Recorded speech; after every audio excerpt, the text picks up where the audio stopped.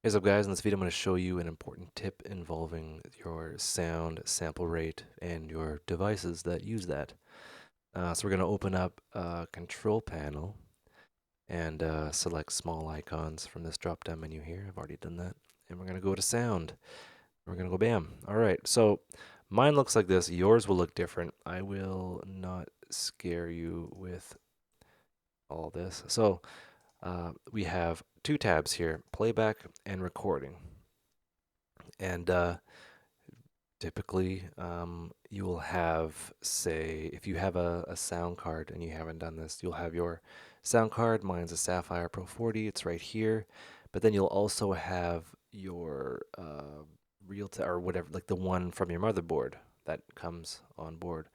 Um, and that is back here, right? I'm right clicking and showing disabled devices. So we have SPDIF. I've taken that. The high definition audio device is the back of the motherboard. Um, and yeah, so disconnected. Sorry. You'll see all these, and there's like HDMI out and stuff like that from NVIDIA. So what I'll do, because I don't want these conflicting or confusing other things, because these operate at a different sample rate frequency. So I'll right click and disable.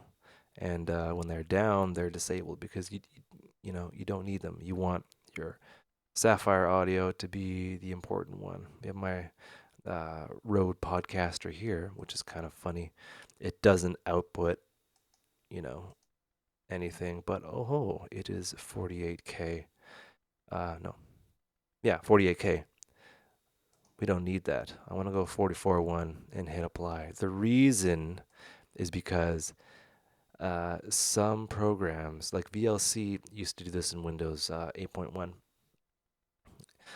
it would look at like a random device and say, oh, that's operating at 48K. But this guy, what you're listening to, is operating at 44.1. So that would cause a conflict in the sample rate being used. Um, Windows 10 seems to prefer 48K.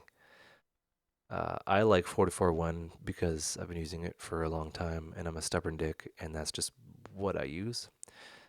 So, yeah. So I really don't need the audio or anything to come through the podcaster. So I will disable that. It's still working because we have it in the recording tab here. So you want to go through your playback tab. You'll have less or more, and you'll right click and you know show disabled or disconnected, and you'll have my Sapphire, which is my default device. You could set default here. It's already set default for audio output. My speakers out of my Virus TI, which there's no speakers in it, but that's just I have to have that for it to talk to Ableton and stuff like that. And my line one virtual audio cable I have just because everything is 44.1. I'll open this.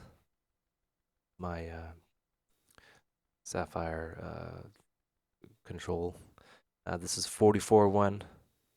So we are golden in the playback and recording. So we're going to go to recording. I have my Rode Podcaster. I want to make sure that is 44.1. And it is 44.1. Bam. Cool. All right. Sapphire audio recording. I leave that. That's all set there. My line in. And this is my motherboard input. I have that set to 44.1 because I use that to record audio. I use two sound cards at once. Now you know. And I have all these, and they're not plugged in or whatever. But these are fine. These aren't being used. The SPD, not being used. No big deal. So if we go show disabled, I have all these that I've disabled, like my webcam. If you have webcam with a microphone in it, you'll see this too. You don't need that, and it just kind of mucks up the audio stack or whatever. So I right click and I disable it.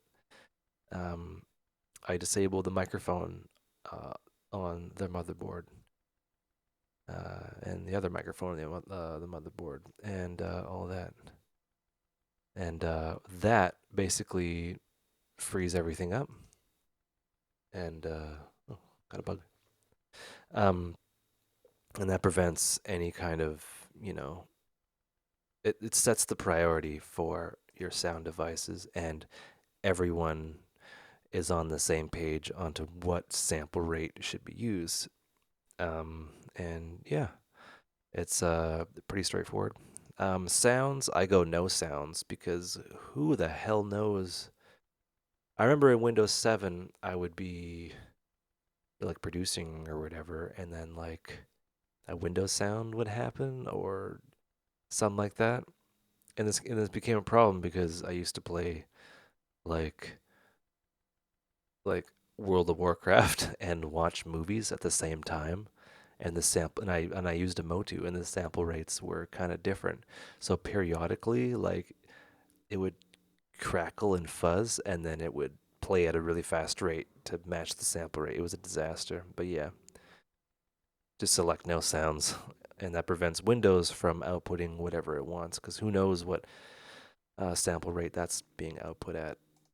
And communications do nothing. You don't want anything to be dicking around with anything. Anyway, yeah, there you go. That's kind of something that's saved me a lot of time and energy and all that. Anyway, take care. Hope you learn stuff and have a